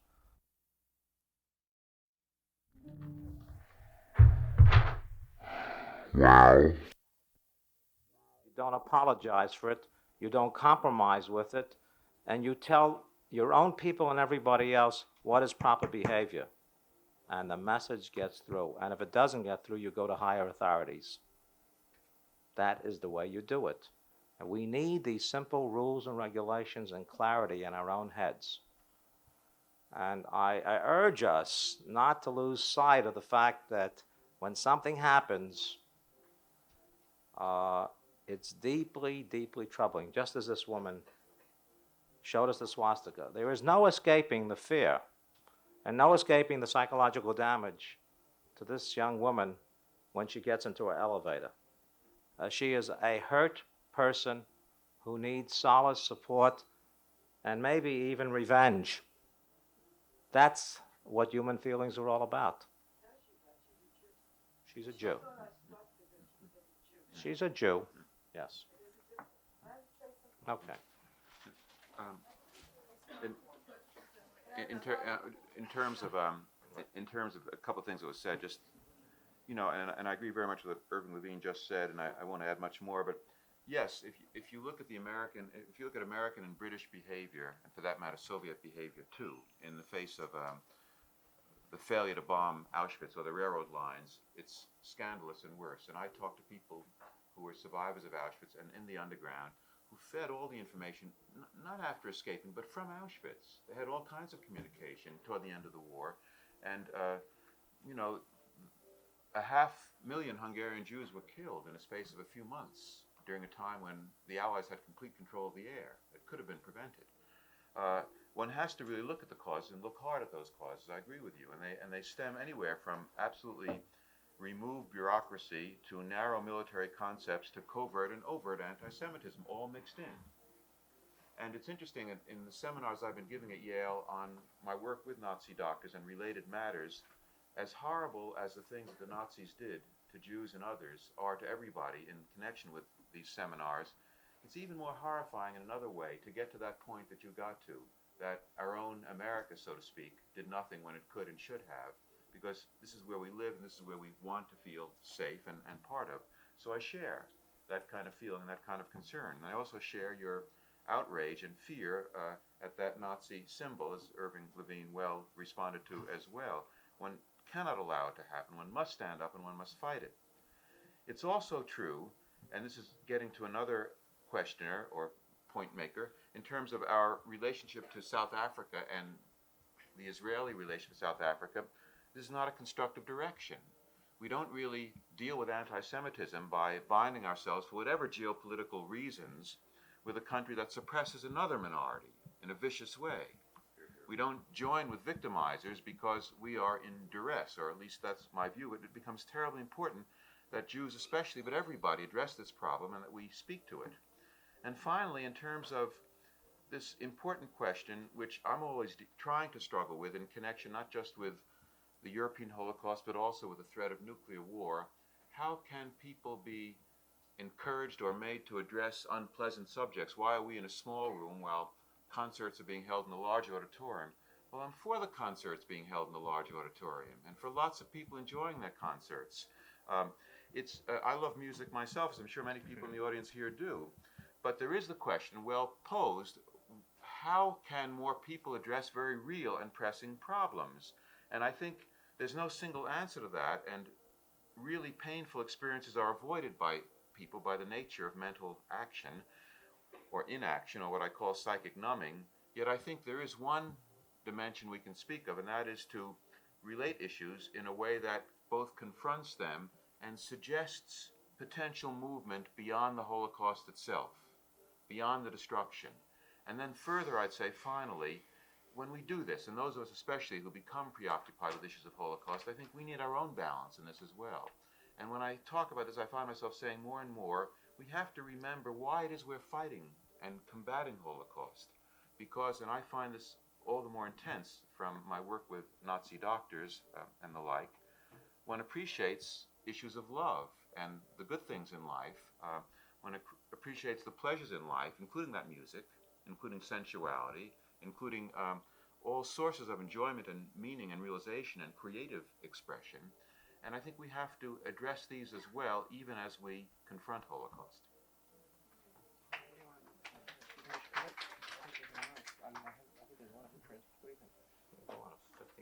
Why don't we take 3 All right, more? we'll take 2 more questions, okay?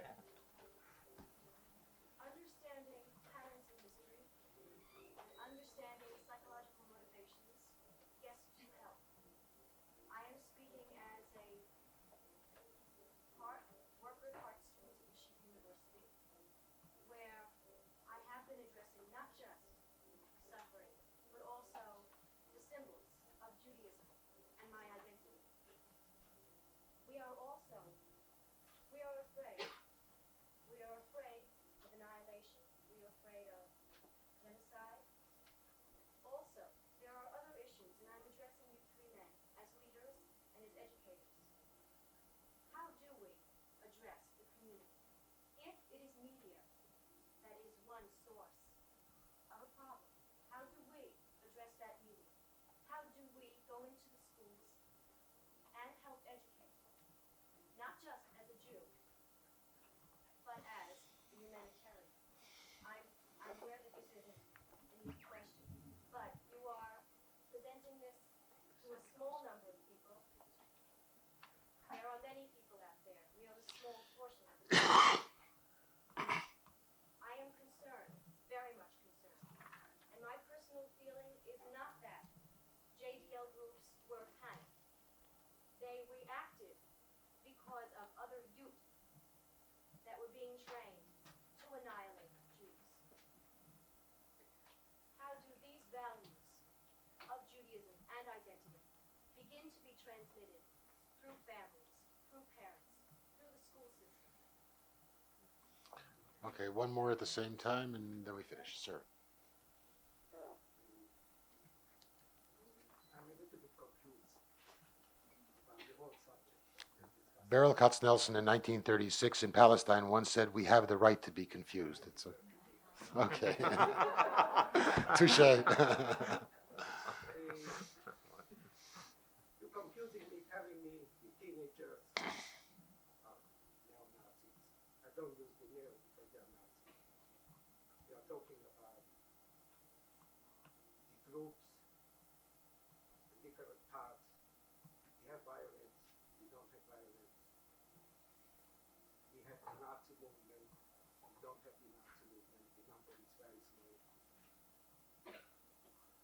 The only clean subject is what Dr. Lifton, because I understand the psychological situation. What I have, I've been on the other side.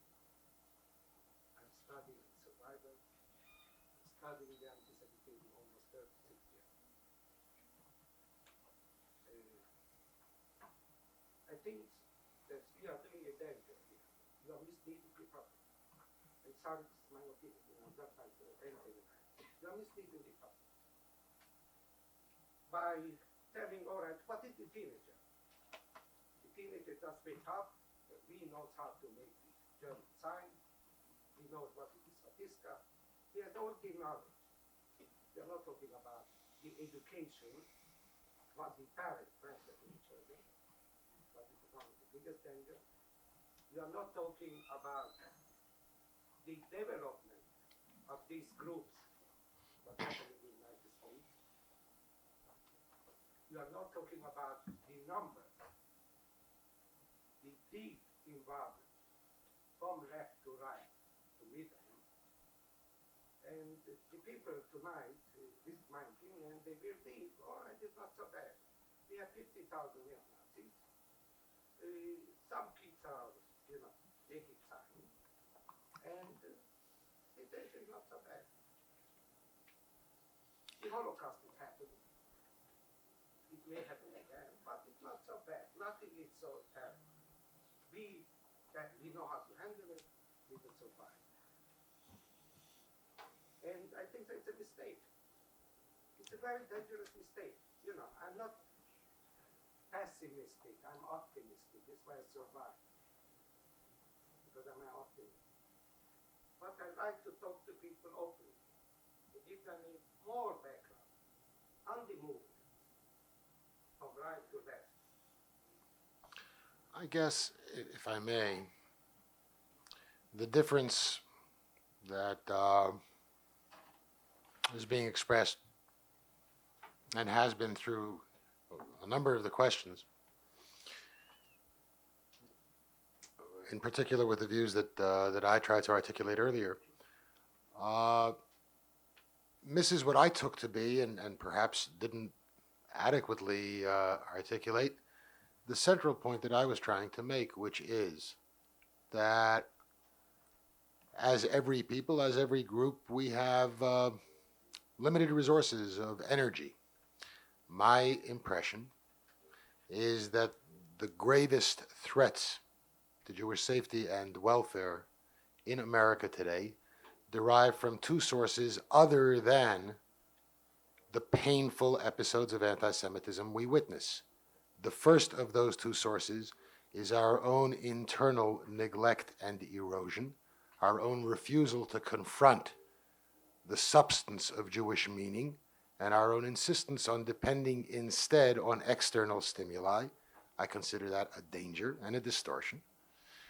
And the second, more sinister danger to us than these painful episodes of anti-Semitism has to do with the general dissolution of decency and dignity in American society, represented, take your pick, by the moral majority or by crime in the streets, and that we are likely, and in fact I think demonstrably already do, suffer more from that general dissolution than from anti-Semitism. Now, nothing that I have just said suggests that I don't agree entirely with what Irving Levine said earlier. To those things we respond incident by incident, episode by episode, as best we can, as forcefully as we can, and as intelligently as we can. But ladies and gentlemen, God help us if we begin to devote so massive a portion of our energy towards defending the safety and sanctity of the Jewish people, that while we are busy defending ourselves against external enemies, we forget what it is the Jewish people is being saved in order to do. And that's the critical question, it seems to me. I'm sorry if that offends those who are understandably preoccupied with the ugliness we witness. But I go back to the question from the Yeshiva University student on how you communicate this stuff to people. And I tell you a very brief vignette. I have a daughter. My daughter became a bat mitzvah on the last day of Pesach. On the last day of Pesach, the Haftorah includes the line from Yeshayahu, "And the wolf shall lie down with the lamb." Her bat mitzvah took place in 1978, 3 weeks, therefore, after Holocaust had been shown on TV. She's a bright and a perceptive kid and an able student. She recited her Haftorah, she recited her Torah portion, she stood up and she gave her little Dvar Torah, and she said, "I really feel privileged that my Haftorah portion included the line, 'And the wolf shall lie down with the lamb,' but I have to tell you, having watched Holocaust on TV, as many of you did just 3 weeks ago, that I don't believe the words I spoke this morning." Now, I put it to you that if that is the lesson we teach, by our insistence that this is the stuff that to which we must pay attention. If the lesson we teach is that Yeshayahu is no longer valid, then I don't know what we're defending. We're defending our body. Finished. Now, it's interesting how she came out of that. 6 months later, 9 months later, to her day school, a couple of Holocaust survivors were invited to speak. But they were optimistic people. They were people with a vision.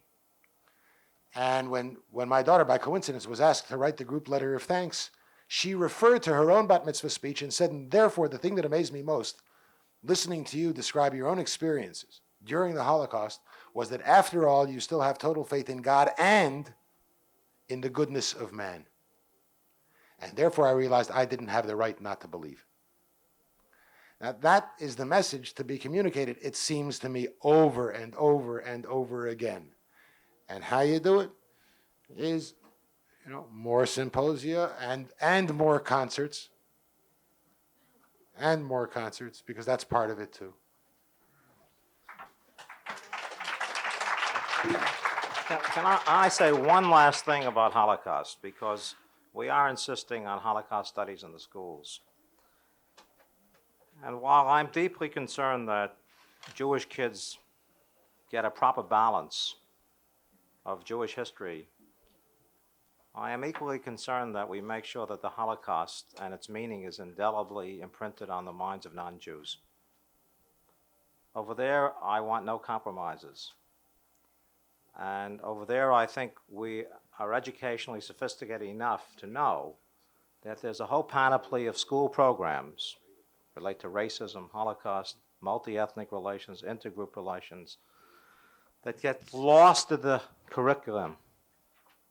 Every 10 years, we have to revive it. And if it takes a bunch of anti-Semitic incidents, and I must say to you too, cross burnings on the lawns of blacks, ravages of Catholic churches. I don't want to trivialize the anti-Semitic incidents, but you must understand that these things are happening also. And they are also striking panic into the hearts of other people. And a mood is developing to fight against this. There is also a mood, and I hope it's not just a conservative mood in this country, I hope it's a liberal mood too, to fight the media on the garbage.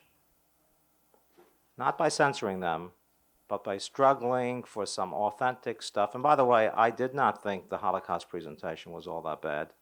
I mean, there were artistic problems and there was, other things, but the overall impact, all the studies we did, was good, even better around the world than in the United States. And we can get very precious, we Jews are very precious, very critical. If something doesn't please us to the T, we will rip it to shreds. We do that all the time. We do it to ourselves too. But there is a message that has to go out. It has to be part of the popular culture. It has to be part of the media culture. We have to insist on it.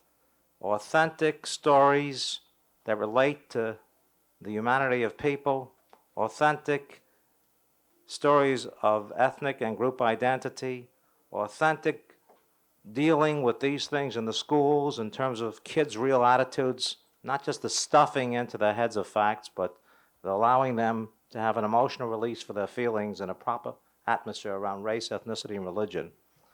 And we must insist on it. But of all the poisoners in the society, if I sound like the moral majority, so be it. Of all the poisoners in the society, the kind of crap that is coming out in the movies and is put on television today and is dangerous.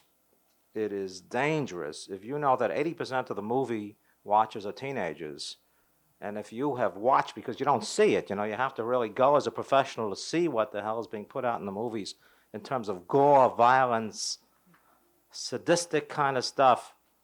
Don't let anybody kid you. It is evil. And there will be a backlash that will make this country really an armed camp in terms of, what is permissible and what is not permissible. We will get an anti-civil liberties backlash because of this garbage. I just hope that Jews who have a sense of taste about performance and media will exercise that a little bit and not allow all levels of pornography, and I put it not on just on sexual stuff, on violence, on ethnic stuff, to prevail. It is prevailing today. We have to be insane and blind not to see it. What to do about it is another issue, but not to recognize it and not to touch it deeply out of our real concern for civil liberties. We really have it. We don't want the censors to come in and is just irresponsible. And I think a lot of what we're seeing is being stimulated by that. The last, really just two sentences in response to the last few points. I would sum up in a way something like this. In order to act well, we need a quality of awareness. Awareness has two dimensions. One is to be vigilant and be on guard against real dangers and to deny nothing of them but confront them. The other side of awareness means some quality of knowledge or wisdom, and that includes a kind of hope for the future as well. Those two. Just 2 minutes. I just want to close up with 2 comments. 1, the Hertzberg lecture series, for a variety of scheduling problems, has been canceled. 2, there's been a lot of talk here tonight about the Holocaust and its impact on various generations. There is a program on April 28th, a conversation between 2 children of survivors and 2 children who are not, or 2 individuals who are not the children of survivors, which might be of interest to you. It's meant as a public service for the Jewish community as it prepares for Yom HaShoah. That's the 28th. Just want to make one last comment. We've had, as part of a first-year effort to expand Jewish content programming here, we've done a lot of things. We have new classes, we had a State of World Jewry address, a theology roundtable. Jacobo Timmerman has been here, Edward Kuznetsov, and many other programs. We are making an attempt to create this as an interesting forum at various levels. We had a creative Jewish living workshops and being a Jewish parent workshop. Various things were going on here. As the director of education at the Y, one hears a lot of talk, a lot of people appear at this podium and other podiums in this institution. Just a comment, by the way, about the room. As of 5 o'clock, 29 tickets had been taken. Never in the history of this place have over 100 tickets gone in 2 hours. And so simply we moved this to a smaller room at 6 o'clock tonight. There is the second largest room in this building. Happens to be sitting vacant tonight. We did not know you were all coming. So for the future, when you are planning to come, we'd love it if you could let us know somehow. But I want to just say that rarely, as one hears a great deal of talk, was it of the quality, and did it make us feel as proud here at the Y as we were this evening? To have Bob Lifton, Leonard Fein, and Irving Levine has been a real treat, and we really want to thank them. Thank you very much. Thanks for listening. For more information on the 92nd Street Y, New York, and all of our programs, please visit us at 92ny.org.